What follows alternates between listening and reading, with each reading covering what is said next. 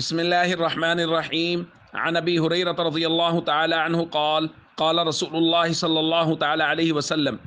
أفضل الصيام بعد رمضان شهر الله المحرم. الحدیث رواہ مسلم۔ نبی کریم صلی اللہ علیہ وسلم نے ارشاد فرمایا، رمضان کے بعد سب سے افضل روزے وہ اللہ کے مہینے محرم کے روزے ہیں۔ دوستو، محرم الحرام کے روزوں کی بہت سی فضیلتیں بیان ہوئی ہیں۔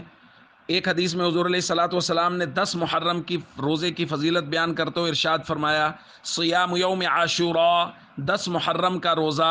احتسب علی اللہ ان یکفر السنۃ التی قبلہ، مجھے اللہ کی ذات سے امید ہے کہ وہ 1 سال گزشتہ کے گناہوں کا کفارہ ہوگا۔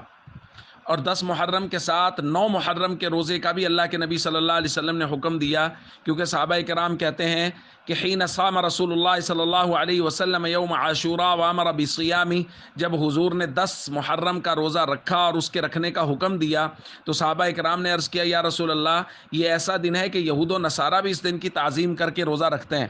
تو رسول اللہ صلی اللہ علیہ وسلم نے ارشاد فرمایا، فَإِذَا كَانَ الْعَامُ الْمُقْبِلُ إِنْ شَاءَ اللَّهُ صُمْنَا الْيَوْمَ التَّاسِعَ، جب آئندہ سال ہوگا تو ہم 10 کے ساتھ 9 محرم کا روزہ بھی رکھیں گے۔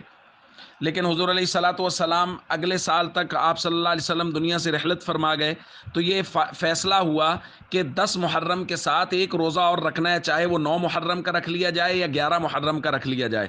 تو 9-10 یا 10-11، تو اس روزے کی بہت فضیلت ہے۔ اور یہاں ایک درخواست میں ضرور کرنا چاہوں گا، یہ جو ہمارے یہاں مزاج بن گیا ہے کہ شریعت کے کسی بھی حکم کے بارے میں جب تک یہ مینشن نہ ہو جائے کہ جی اس کی کتنی فضیلت ہے، محرم میں جہاں اور بہت ساری غلط فہمی ہے وہاں یہ بھی ہے کہ جی بعض لوگ کہتے ہیں 10 محرم کا ایک روزہ 10,000 سال کے روزے کی فضیلت رکھتا ہے، 1,000 سال کے روزے کی فضیلت رکھتا ہے۔